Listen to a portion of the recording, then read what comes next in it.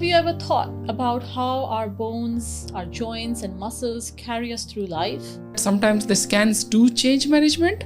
Like you clinically diagnose patient that it could be this problem, and then when they have the scan, it's slightly different problem. In trauma patient, we sometimes end up detecting cancer for the first time. That can be life-changing. You are looking and watching the needle, so you know exactly with precise location. The accuracy can be up to the millimeter. Is there a chance that she had this problem at the back end but no symptoms? Yes, exactly. That is a typical history which patient give as well. If you give them the correct diagnosis, they can be treated appropriately, because a lot of things are left in dilemma sometimes. Until they're treated accurately and properly, it doesn't help the patient. If your body is telling you, listen to your body. Your body is telling you something, it's giving you signal. I found a very special tiniest needle in one of the hospitals, and I advise all the other hospitals to bring that needle. Patient don't even feel that one. Hi everyone, welcome back to Social Untold. Hope you all are doing well. Have you ever thought about how our bones, our joints and muscles carry us through life? But when something goes wrong, we don't really know what's happening inside. That's where imaging steps in. Today, we're joined by Dr. Ajay Sahu, a consultant musculoskeletal radiologist who uses advanced scans and imaging to diagnose injuries, do the treatments, guide treatments, and then help patients come back on their feet with confidence. So let's dive in today's episode. Welcome, Dr. Sahu. Thank you so much. How are you? I'm very good. How are you? I'm good, thank you.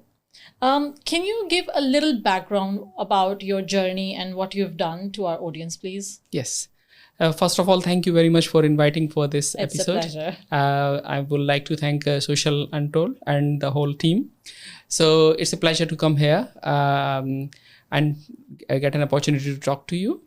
So I'm a consultant musculoskeletal radiologist, and I have been a doctor for last 25 years.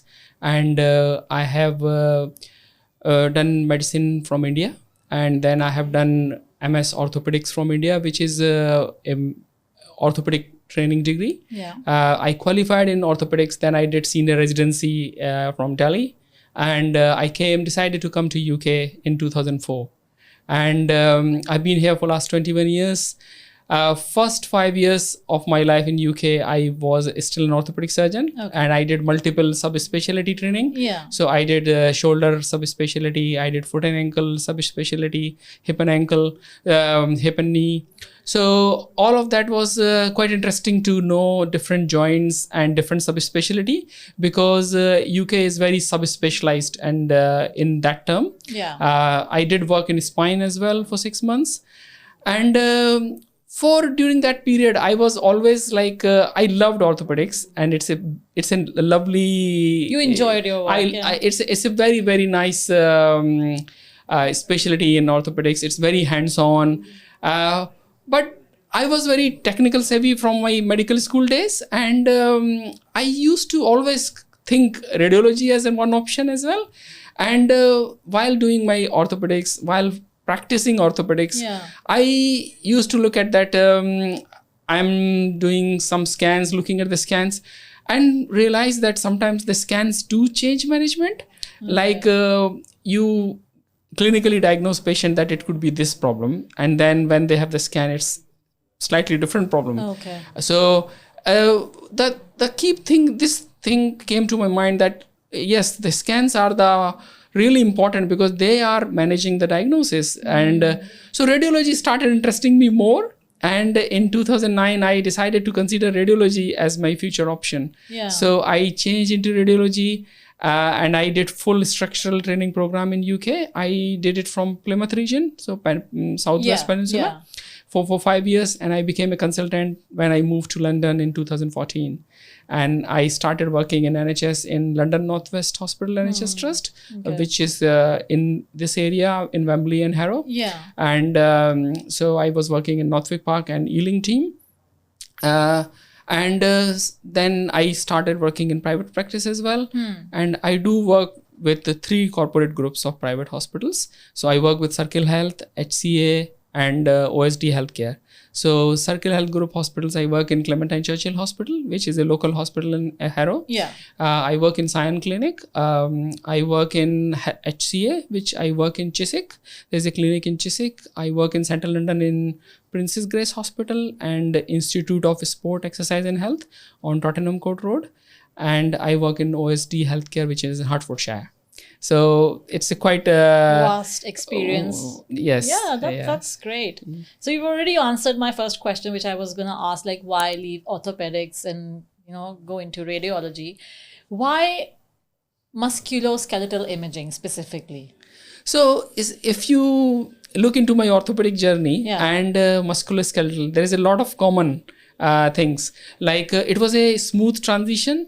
It was an automatic career pathway because with the background knowledge of orthopedics for 9 years, I was very, very interested towards musculoskeletal radiology. Yeah. And I wanted to make an impact in musculoskeletal radiology with my already existing knowledge. Yeah. So that was a very, very smooth automatic transition, I would say. And from day one, I knew that I would like to do musculoskeletal radiology. Although during radiology training, first you have to do 3 years of core radiology. Okay. So you have to do general radiology. You have to pass very strict, difficult and challenging exam, which is very highly benchmarked because radiology has a lot of responsibility, if you understand, because imaging depends how the patient will be treated. So general radiology exams I took first in year 4 and then I qualified and then you do your subspecialty training there, which I did in musculoskeletal radiology. Okay. So, but I still practiced general radiology and I've been practicing general radiology along with musculoskeletal, although that is my specific interest. Okay. Yeah. Okay. So before you joined radiology, if I would say, was there a lot of information and awareness about this field? Like, I want to ask, is that I think not many people know about this field, like what really happens. Like you said, there's a huge responsibility of a radiologist to, create the reports and everything for the doctor. Sure. To be able to give them the treatments, right? So can you tell a little bit more about that so our audience can get more awareness? Yeah. So radiology is very vast. It has multiple modalities. It has multiple subspecialties. So if you look at the permutation combinations, it becomes vast. And literally everything in our body can be imaged and can be imaged through multiple methods. Okay. So methods, I'm using the word modalities here. Like, for example, the basic modality is X-ray, which we all are very well aware of. Yeah. Then comes the second is ultrasound. Okay. Yeah. Then more advanced techniques are CT scanning, MRI imaging, even PET scanning, SPECT imaging. Yeah. So these are the more advanced techniques, but they are very regularly used. And these days we use combination of techniques to reach to the bottom of the diagnosis. Because there are pros and cons of every technique and technology. And this is the diagnostic side of radiology work. There is another big part is interventional side of radiology, which is like my job, day-to-day job is around 70% of diagnostic, but 30% of interventional work. So if I start my work in the morning, I see patients face to face. It's not like that I'm just sitting in the dark and reporting some images. So I see patients, I treat them. And that is where, when I was switching from orthopedics, I did not decide, I was not worried about that I will lose patient contact, because being a doctor, you do not want to lose your patient contact because that is something which we all enjoy as doctors. You like talking to patient, you like to treat them, and that is where your feedback comes from as well. And that is how, like, I think medicine is very interesting. Whoever, if medical point of view, if some youngsters are listening to me, I would say medicine is interesting, but at the same time it's hard work. It's a very long journey. A lot of hard work. It's a long journey. So the people who are not naturally interested in serving the society or serving the patient, they will find it hard. And so I think in radiology I decided that this was the core thing which could help the patients actually. And the patient if you give them the correct diagnosis, they can be treated appropriately, because a lot of things are left in dilemma sometimes and they are not treated properly. So until they're treated accurately and properly, it doesn't help the patient. So if we all think that we are here to help the patient, to make them better, to put them back on track, that is where the role of radiology is absolutely mandatory. So that's what I would say for common people, that radiology has these multiple modalities, and they can be used in all the subspecialties. For example, I'm a musculoskeletal radiologist, so I deal with all the body part of muscle and joints, starting from neck, spine, shoulder, elbow, wrist, hand, and knee, and hips, and ankle, foot. So all these things are the part which patient can have problems with. So you would have a lot of patients from sports field, right? Definitely. I mean, I would say my 40% of the patients are usually from sports related activities, and that's very, very common part of musculoskeletal radiology. And if you ask the rough proportion, musculoskeletal radiology comprises of around 40% of the radiology workload. So quite a lot in general. So that is very interesting part of. So one thing I would like to inform here, that there is ionizing radiation and non-radiation modalities. So that's really important for patients to know. Like X-rays and CT scan, they have radiations. So it's just something which we try to avoid if we can, until it's absolutely necessary. Because it affects the body in other ways? So it doesn't affect immediately, and we are not talking about unsafe doses here. We are talking about like a very tiny dose of radiation, but still nobody want to have any adverse reaction in future. So although ultrasound and MRI do not have any radiation, so that's the very, very good part of it. But there are, why we still use then X-ray and CT scan, the reason is that they're quick. CT scan is very fast and advanced technology. Like a patient can have the full body CT scan. For example, somebody is involved in a road traffic accident on a motorway. We need an urgent diagnosis. We need to find out what is wrong with that patient, so that we can adequately manage the life-threatening emergencies, and we can treat the patient. We can inform the adequate teams. So that's where CT scan is very quick, very fast, and it's the main workhorse. So all the acute emergencies, CT scan is the main workhorse, because we need to know what's happening inside the body. MRI scan takes slightly longer time, and it's a rather elective type of investigation. So it's not usually performed in the overnight, except 2-3 common indications which are spine related. So but most of the things can wait till next morning. They are usually not performed overnight. And the other modalities I mentioned, like PET scan, that's mainly used for cancer detection. And there are a lot of other advanced things are coming. Some interventional technologies are used even overnight, like for life-threatening cases. For example, if somebody has injury to the large blood vessel in the body, like aorta, they might need a stenting and things like that. That can be done overnight.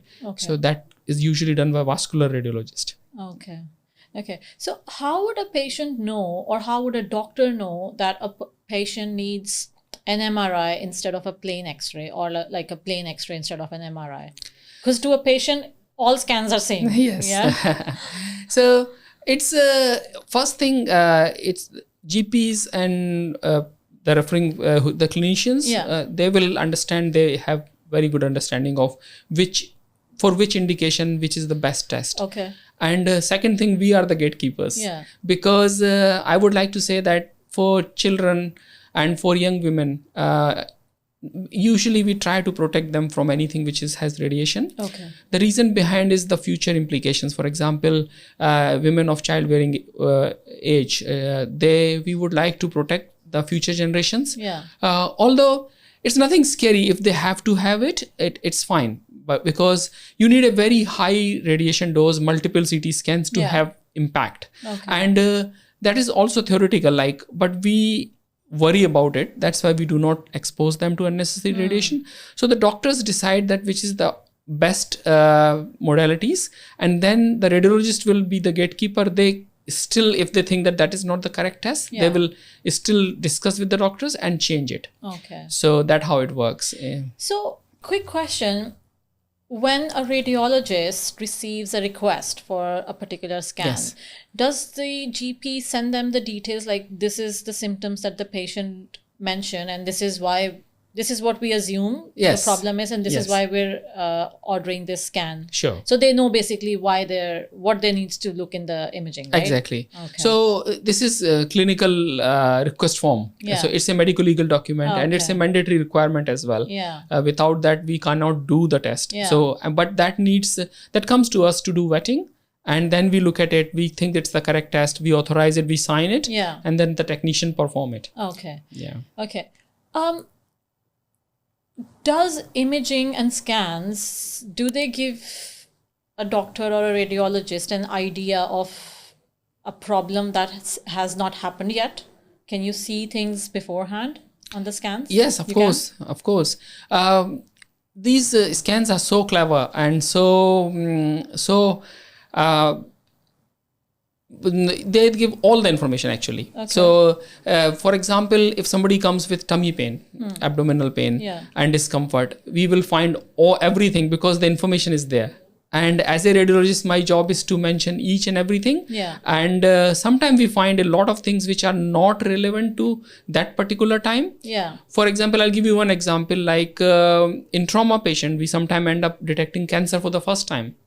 Oh. And that can be life changing. And in a way, that was the blessing in disguise, that the patient had trauma and they had a scan and the cancer was diagnosed early. Yeah. Same, we were looking at the COVID time. Like it was very interesting times because we ourselves learned a lot. Yeah. Because it was something which was unprecedented. And when we were scanning for the lungs, we were fine. So some patients were coming and they had, for example, kidney stone type presentation. And we were seeing that in the lung basis, they had COVID. So that was the first presentation of COVID. That was even before February 2020 when the COVID was just starting. And as a way, at that time, I was a radiologist reporting in radiology in NHS. And I was seeing the incidence of COVID, how bad it was in the community. So all of that was immediately telling us that what's happening in the society. So it does give us all the information, and it's our duty to inform everything, which we do. And then the doctors who are looking after the patient, they will put that in the clinical context. Okay. So. And how often does it happen, like when a patient is sent to you for a scan and for, let's say, ABC, but you found XYZ as well? How often does that happen? Very often. Yeah? Very often. Okay. So it's like, I would not say that most of the time the clinical question is our priority to answer. Yeah. But at the same time, as I mentioned already, that it's our duty to report everything what is there on the scan. Okay. So there are two types of changes in the body. One which happen because of our age, one which could be like normal variant, like we all are not made same inside. Yeah. So they are called just general normal variation from one person to another. That's fine, they're acceptable. We usually tend to describe them and tend to play them down. But if something which is unusual, we mention that, and that's quite common. Like around 50% of the cases, we do something or the additional. Wow. And not necessarily they would be needing treatment, but it will be good to know them. Good to know, yeah. Good to know them, so that in future, either if changes into something, you can act on them, or it can be picked early. I'll give you one example, like gallstones. Yeah. Everybody knows gallstones, so gallbladder stones. They are so common that a lot of patients who do not have any symptoms, but whenever we do ultrasound of the abdomen, we find them. And not necessarily that the patient has to have an operation or anything, but just in case in future, if they get any symptoms or any attack of gallbladder related pain, patient and doctor know that this is there. That this is the likelihood. Okay. Yeah. Okay. I wanted to ask how, when we were having a conversation earlier, you mentioned injections, right? Mm-hmm. How are injections given while, you're doing the imaging? So this is my interventional part of work. Yeah? Okay. So in musculoskeletal radiology, intervention is the very, very important part. Yeah. And these days, they improve the diagnostic accuracy because a lot of injections like they can treat the inflammation in the body, they can treat the condition, they can treat the symptoms and delay the patient needing any more treatment.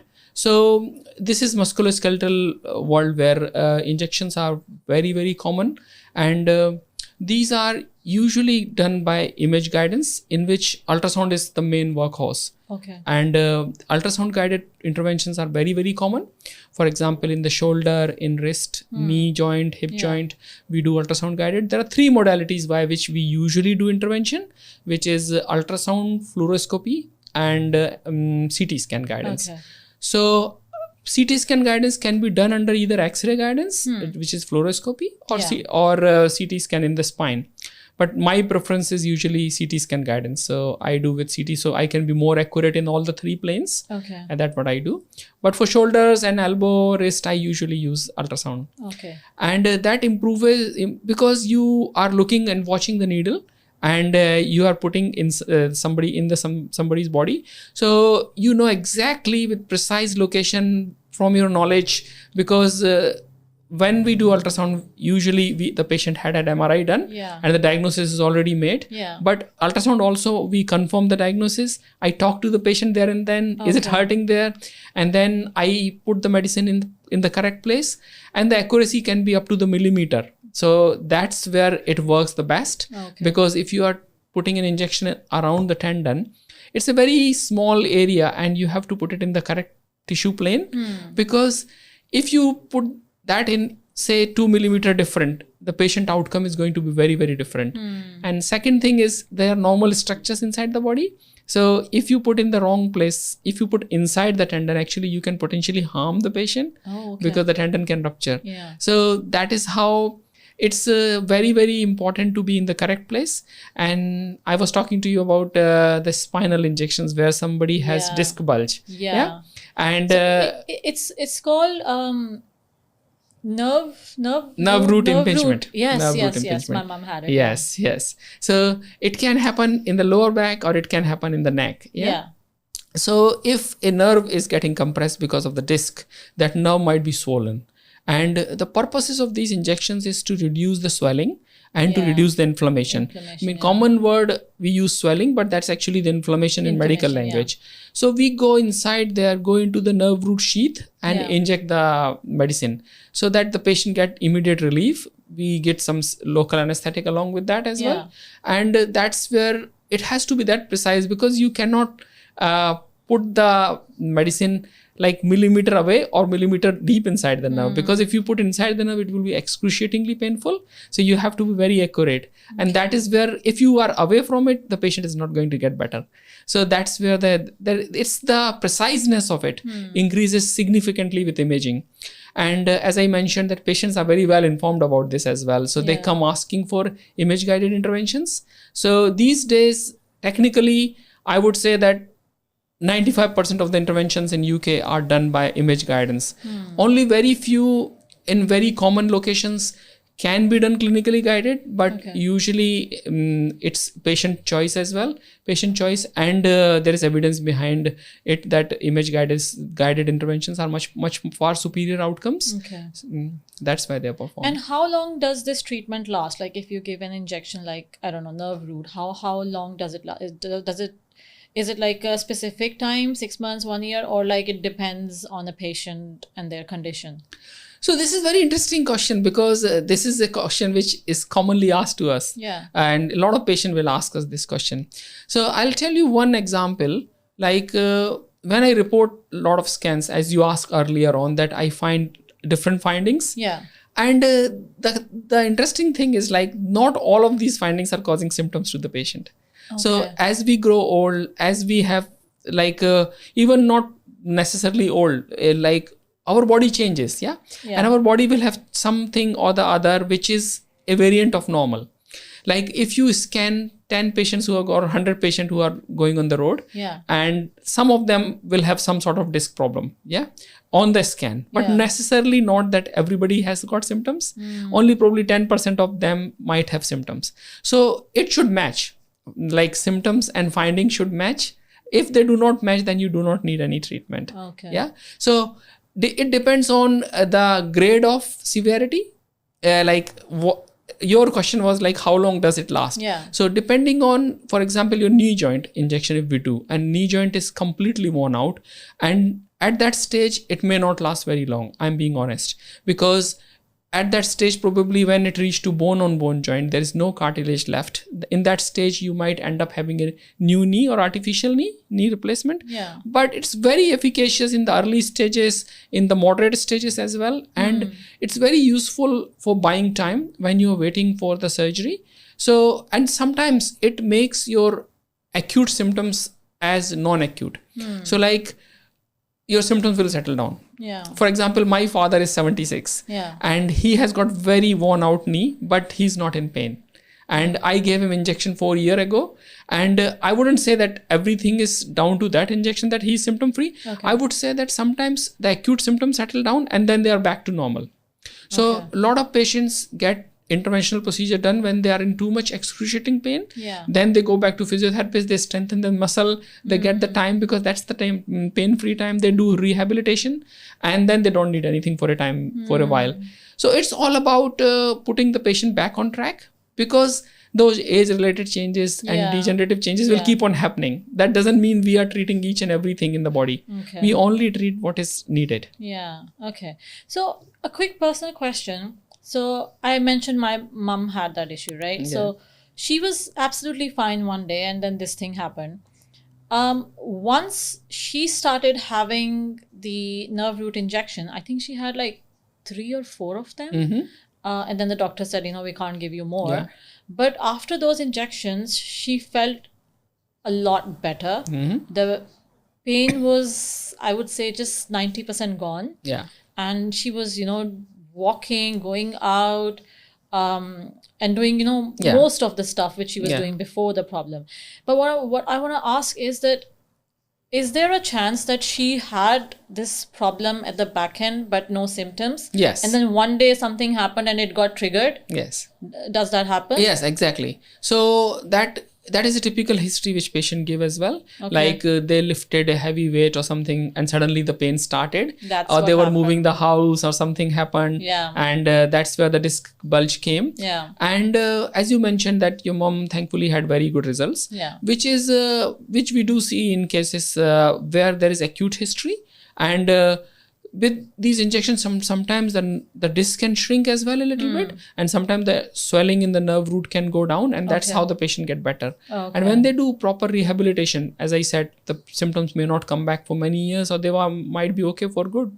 Okay. Because even if you think about surgery, not necessarily that after every surgery patient will be completely symptom free. Yeah. So the common things in medicine is always go from least intervention to severe most intervention. So like, for example, I would also recommend that first you should try physiotherapy. Everybody should try. Yeah. For any musculoskeletal conditions, try physio, yoga, those type of things if that is possible. Yeah. If that is not working, it is not bad to take some anti-inflammatory medications. Okay, if still that's not working and you think that it's affecting your activities of daily life and you cannot manage for 3 to 6 months, then you can consider at that stage having injection. If that helps, very good. If it doesn't help, possibly you go back to your doctors and consider having reassessment and another repeat injection. Yeah. And then comes the surgery. So like surgeons are also very keen not to do unnecessary surgeries because they want good results from the patient and to make the patient better. Yeah. As I said, we all want to, we are working towards the patient to improve their life, to improve their satisfaction, and to do a good job at the end of the day. Yeah. That's why we all are in this profession. Yeah. So that is really important. Yeah. I remember when my mom was diagnosed, before that was a different story, but once she was diagnosed and her doctors were really good. Like they did mention that surgery is the last option. And they did tell her that, because I remember I was there, that, they do this very common every day. Yeah. It's fine, but there's, still a chance that because it was near the spine, Yeah. right? So they were like, there's always a chance of problems or things not going the way the doctors want.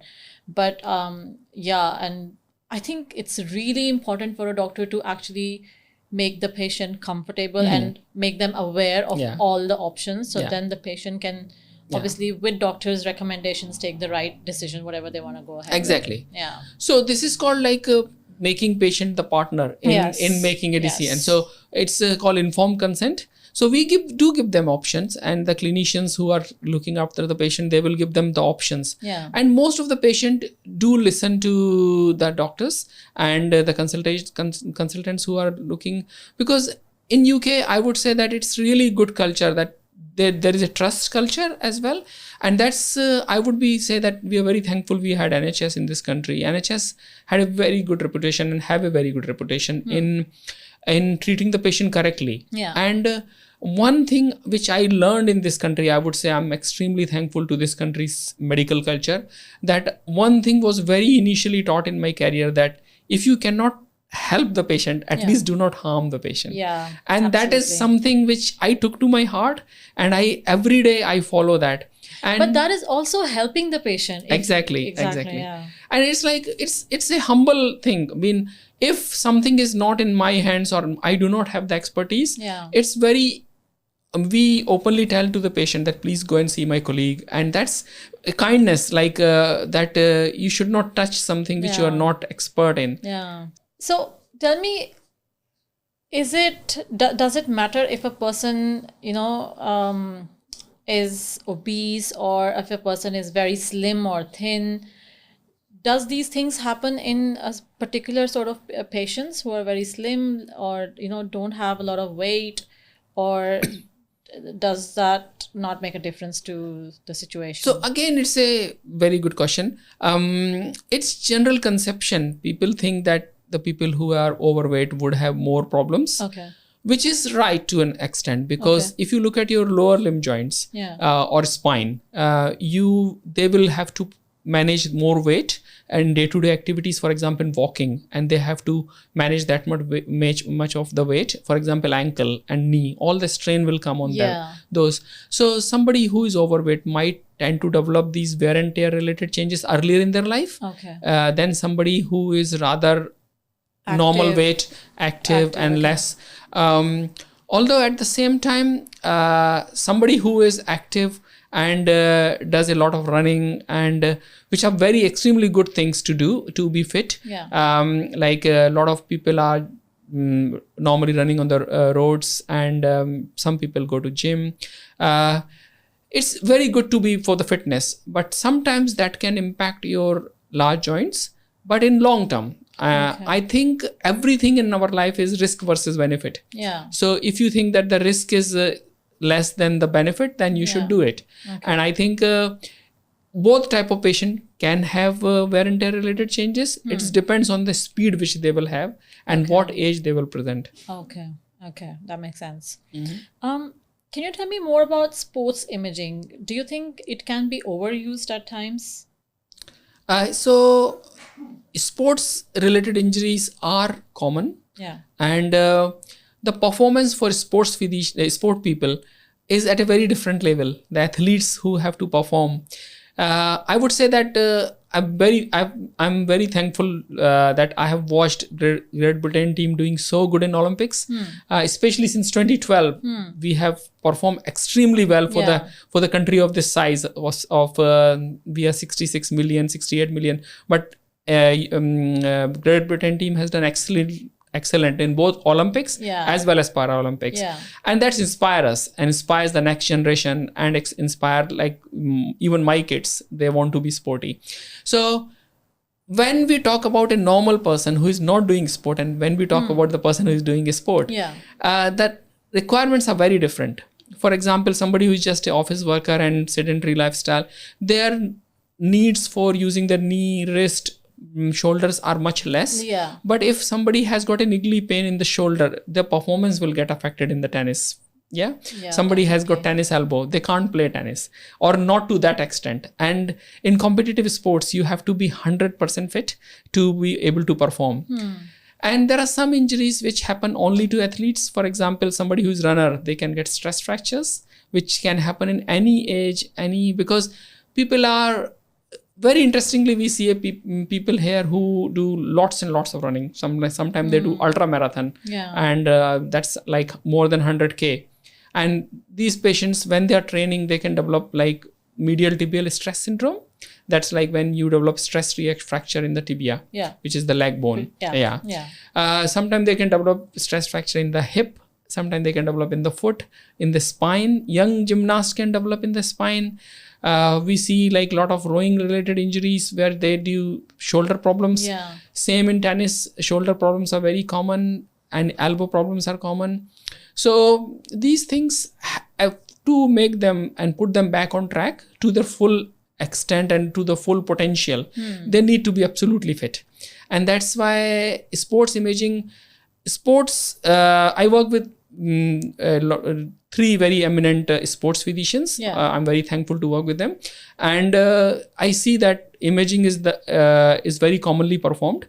And the reason behind that is that because they want to diagnose first rather than leaving it too late, and which is so that they can act quickly and they can catch the problem Before earlier. things get worse. Exactly. So that the patient who is a sports person, high caliber sports person, that will not affect the performance. Okay. Because sadly, sometimes some of the athletes, sometimes they have to stop because of injuries, which is sad in a way, because they devote their life for that particular sports, and sometimes they have to stop. And does it happen? Because we see sometimes, in sports, we hear that, a certain person is injured, but they keep playing because obviously they don't want to, I don't know, if we talk about cricket, they don't want to get dropped out of the team or something. But they need to understand that if they delay things, it might get worse, and, things can go way bad in future. Yeah. So, I think it's the right decision to take things in your hand at early stages and get whatever the problem is, get it sorted. Definitely. And it's with the medicine advancing every day, it's rapidly evolving. Yeah. I mean, in the last 20 years since I have moved from orthopedics and to come to radiology, I have seen like techniques are getting so better in everything, like not only in radiology, in surgical side as well. Yeah. So, and intervention side as well. So early diagnosis is very important for sports people. And yes, there is a financial side to it, because some club hires like, say for example, a footballer or somebody for a very, very premium rate. They do not want to miss out on them on the important matches, but at the same time they preserve that particular player as well, because they know the importance of maintaining their workload. True. Because that player is so important to them, they do not want to miss them out in the final match or in future. So I think all the clubs have dedicated sports physicians. They have very big teams who look after these players, and their usual culture is to treat these things early on rather than to hide them. But sometimes there are different pressures, which even it's difficult for them to rest. Yeah. Okay. Can you tell me a little bit about how your background in orthopedics helped you with your current job? So, as I said earlier, that it's a natural transition. Yeah. So, for 9 years, I have done the operating side of trauma. I've done the operating side of elective. Yeah. And nowadays, I'm diagnosing and doing intervention. Yeah. So, by God's grace, I mean, this is a very good combination, I think. And one thing is like when I'm discussing some patient, which are like some complex cases, we always discuss with orthopedic surgeons. Okay. Like I predominantly work with 3 group of doctors, which is orthopedic surgeons, rheumatologists, and sports physicians, and a lot of physiotherapists. So when there is a complex patient which has or complex problem, then we discuss them and we do multidisciplinary team meetings. So we show them images, we reach to a conclusion, and we all agree to the treatment plan. Yeah. So at that time, I know their language, like surgeons' language, that what they are thinking about it, why they are particularly important in looking at that particular thing in pre-operative planning, for example, why they are just asking that particular question. So that make me speak their language, not only in the meetings as well as in the reports. So that is, I know that what they are after and what is not relevant to them. So that is where that training and that work which I did for 9 years in orthopedics is very, very helpful for me for day-to-day life. Okay. And I'm not like, it makes me very keen on patient side as well, because I have seen when the surgery and which surgery usually works and which surgery has got. So that also helps me in intervention side, and how the post-operative images will look like. What is the normal appearances in post-operative. So that is really helpful. So it's a really smooth transition from orthopedics to okay. Tell me more about the new interventions and like new technologies that are coming in this industry. So lots and lots of new things are coming. For example, like AI is coming, and AI is very helpful in radiology. AI is helpful here as well? Very helpful. So as I mentioned about the trauma scan, we use AI as an adjunct, and I think that will be the case for a good few years, because AI is very helpful in even looking at the pictures and interpreting them, and it's getting better day by day. Sorry, I'm interrupting. So how does it help really? So for example, it like trauma scan has, for example, 5,000 images. So radiologists can interpret this because we are all trained to interpret those. But at the same time, in parallel, we can run that scan through the AI algorithm as well. So it can highlight if just by mistake, if we have overlooked something, if we have overlooked something. So we do not use AI as the first tool. In my practice, I look at the scan myself. I look at the scan, make my report, and then in the end, I run the algorithm. It's like a cross-check. So it's useful because, as I said, always we do not want anything for the patient to be missed. And it's always a very good tool to help us. So that's one thing. Second thing, like CT scan and MRI, they are coming with very, very advanced techniques, because in MRI, what happens is it takes a little bit of time, like 20 minutes or 30 minutes to do a scan. And MRI, normal patient understanding is that it's a tunnel, and some patients get claustrophobic of tight, closed spaces. So these days, the techniques are changing. One thing is called deep resolve, which is a like AI-based algorithm. And in that case, what they can do is they can actually shorten the scan acquisition time by 73%. So for example, a scan which could be done in 20 minutes can be done these days in 7-8 minutes. So it's an amazing thing which has already happening in the market, and these algorithms are like revolutionizing the treatment and the diagnosis and the patient experience as well, because they do not have to lie in the scanner that much. Sometimes we have to do 4 or 5 body part of the patient, both shoulder, both hip, both knee. In that case, towards the end, patient gets tired and they get they start moving, and then the image quality is poor. So if this type of algorithm is there, that helps them. Then there are new things coming like wipe sequences in spine, which is like in the past, if we would use to see a fracture, which is better visualized on CT rather than MRI, because on MRI, you see like the edema mean like a slight watery signal. So that means it could be a fracture or bone bruising, for example. So that is better seen on MRI, but the crispness of the fracture is better seen on CT scan, the definition. So in that case, would you do both? Yes. So that is the where I was coming to. So in the past, the common practice was to do both. And this is a common problem with young gymnasts, which is 15-year-old, 16-year-old. And I was telling you in the beginning that we do not want to do the radiation, although a tiny bit dose. It used to be very limited dose CT scan we used to do in the past, but now it has all been replaced by this technique called wipe sequence. In wipe sequence in MRI, we are capable of almost acquiring similar type of images which we can get with the CT scan. So this is the technique. But then without radiology. Without radiation. Because MRI is not with radiation. So we do not need to irradiate a young child or adolescent.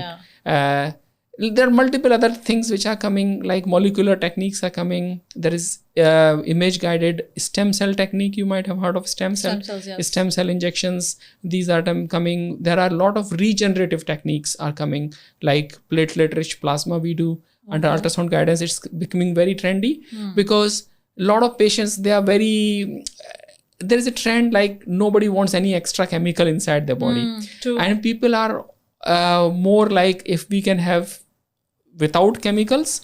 So they don't nobody likes like putting extra, taking extra drugs. Yeah. So platelet rich plasma is when we extract the patient's own blood, we spin it like for 15 minutes, and then we get this 5 ml of platelet rich plasma, which is has got multiple healing substances that can be injected back into the affected place.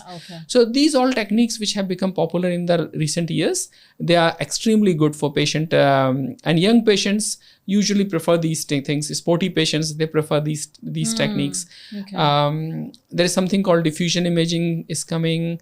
There's like molecular mapping we can do chondral mapping by MRI scan. So lots and lots of new things are coming. Functional imaging is coming, which can look at the tissue level, that how molecules are working in the body. So these are advanced technique, and they are getting better and better every day, and they are being used by a lot of us. So this is something which, that's why we have to keep ourselves up to date and learn those techniques as well and use them in our day-to-day practice. I was coming to that. So how do you stay up to date, like with lectures and I don't know, conferences and, teaching yourself whatever is coming out in the market, whatever new things are happening, new developments? Yes. So radiology is evolving very, very fast. And so we do attend regular conferences. Like I get invited to go and present papers in conferences throughout the world. So I've already got 40, 50 international PubMed index papers. Wow, I even great. published 2 initial papers at the COVID time with new information. So I get invited to multiple conferences, and I attend and I do examine the students for FRCR. So when we go and meet each other, we share our knowledge. We talk to each other, listen to speakers throughout the world, and they always talk about different interesting topics. And as a doctor, I would say one thing which attracts me the more, where people accepts their challenges and the something where it has gone wrong, and they're sharing that type of experiences, because that is our learning process and learning pathway where we all learn from it, right? Rather, if somebody says that I've done this and I've been wonderful, I would rather go and listen to a talk where somebody is humbly accepting something which has gone wrong and what they have learned from it. And I like to present those type of talks myself. Although we all try our best, but it's sometimes a very small proportion, very, very small proportion, you will learn something by that particular tiny mistake. And there's a very good culture in UK that we document them, we mention to the patient, we involve them, and that's the learning pathway. And that's where we change our practice as well. So all these conferences make us learn new things, and from each other's experiences, how the things can be done better. For example, in my consultant job since last 11 years, I have moved from different modalities to different modalities. I will give you one example, that the type of needle we use, that can make the patient whole journey very, very different. I found a very special, tiniest needle in one of the hospitals, and I advise all the other hospitals to bring that needle. Bring the same, So it just, patient don't even feel that one. So that looks like that is small, very tiny thing, but it can change the patient overall experience in the journey. Because they're very worried when they're coming to us, and they're very anxious, and you do not want them to have a very bad experience or bad experience. So anything which can be reduce all that type of things can be very useful. So does it ever happen that the patient, whenever they're diagnosed with something like an injury or a problem, then how do they cope with it when they're informed about it? Do you think they would cope better if they would see the scans, or like if the doctor explains the whole process better? Does that help? It always helps, because we see a lot of patients who have, for example, have had an X-ray by the GP. And the report goes back and says it's normal. Yeah. Okay, which X-rays has its limitations. Like it will not show you the soft tissue, it will not show you the ligament injury. For example, cruciate ligament injury in a footballer is very, very common. And in UK, skiing is like in women, skiing injury causes ACL tear. So all these things are better seen on MRI scan. And for example, you might have heard of rotator cuff in the shoulder, which is like a tendon related structure. So it helps in moving your shoulder. It's the commonest problem which a lot of patients get. And you will be surprised to when I like the commonest joint which get affected and which I see day to day is shoulders. Okay. Second common is the knee and the lumbar spine. They come in that order. But in shoulder, the tendon problems are extremely common, and ultrasound is usually better than MRI scan in just focusing on the tendon. So when we are usually scanning the patient, we do talk a little bit, and the patient who had a normal X-ray but has explanation on the tendon that, oh, this tendon is like a rope-like structure and it is completely worn out or torn, and that's why you are getting problem. You are not able to move it. Like the patient who have shoulder problem, they cannot even sleep in the night. And it's like a closure. Okay, now I get it what I've got. And then they can go and discuss with the consultant who they are seeing, and then they can discuss the treatment options. So that is how the patient feel much satisfied and happy. Okay. And have you got like any experience with any of your patients where this imaging and MSK helped them recover from their injury? Yes, of course. Like because the diagnosis was made correctly, and because the diagnosis was made, they had the proper rehabilitation program. A lot of patients which had the rehabilitation and got better. So this is the whole, we see from morning to evening the amount of patients I see or the reports I do. And sometimes when they come back in future with say other problem, they say, doctor, you saw me last 5 years ago and that was fantastic, that went away completely. And that gives you a lot of satisfaction, because that that early diagnosis, correct treatment, correct rehabilitation put them back on track. And somebody who loves doing sports, they want to continue. They sometimes switch from one sport to another, like some runners go to cycling, some cyclists go to swimming, but they can't leave their exercise because they are so focused and so enthusiastic about their exercises that they don't want to leave them, and they cannot leave them. So that is our role in imaging, that we diagnose them correctly and we put them back. I remember a lot of cases, like as an example, but one particular patient of mine, he was a retired doctor himself. And I did a procedure for his shoulder. And because of shoulder pain, he was waking up for last 9 months. Every night, the pain will wake him up once or twice a night. And I did the procedure, and he called me next morning and said, doctor, that was the first night in 9 months. I slept throughout the night.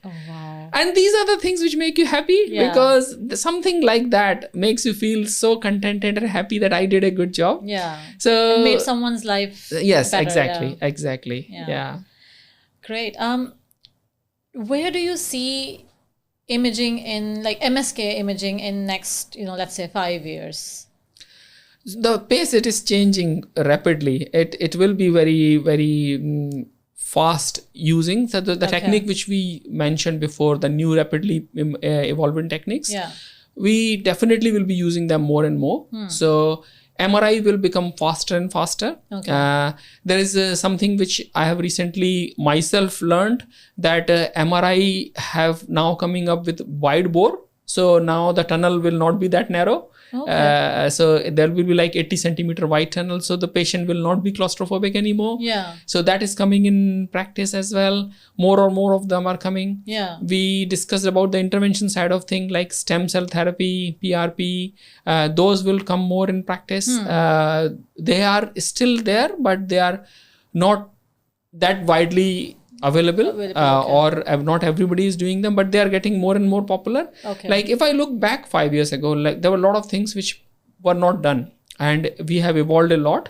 And so similarly, I would say that There'll be a lot of techniques. changes. Yes, especially in MRI, CT, Okay. even ultrasound machines have become so good that sometimes the structures, anatomy we see are so pristine, so clear Yeah. that we are very confident in making the diagnosis, and we do not need the MRI scan or any other test to help that further. Yeah. Okay. One piece of advice that you'd like to give our viewers who suspect that they have a joint problem or a muscle problem. I would say that please do not sit on it.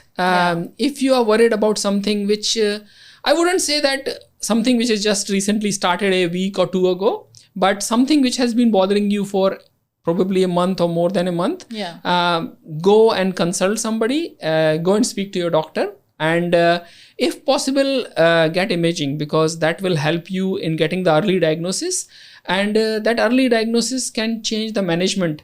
The good thing would be the reassurance that you do not have anything, and that would be the best outcome to have, and then probably it's a bit of something which can be easily treated, and you can just be referred to physiotherapist and get better. But if you have something, then it's the good thing that to detect it early, diagnose it early, and treat it early. So maybe things like, I don't know, stiffness or constant pains, even like inconsistent pains. Do you think that would be a symptom as well? Like if you're having pain one day and then it's not there for a week and then it comes back again. So as I say, that there could be something which you might not be even aware of. Like some signs, if your body is telling you, listen to your body.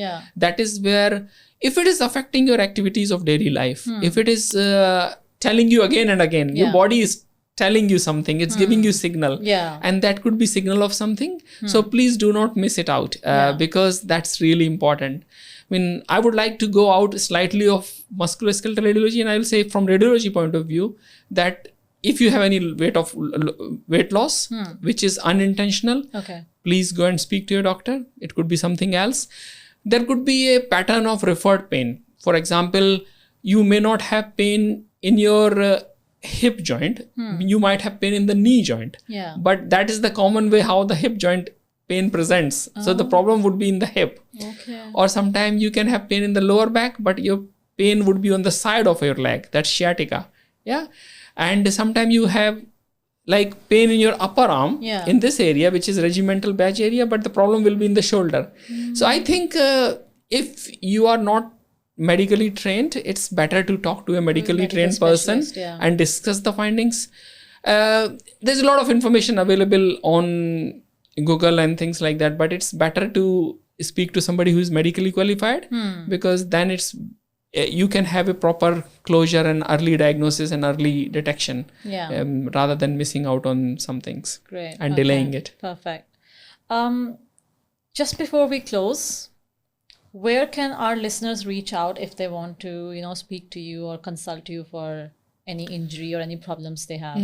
So I mentioned about the places where I practice, like Clementine Churchill Hospital, Princess Grace Hospital, Institute of Sport, Exercise and Health, and HCH SIC. But online, if you want to connect me, then they can connect me through LinkedIn.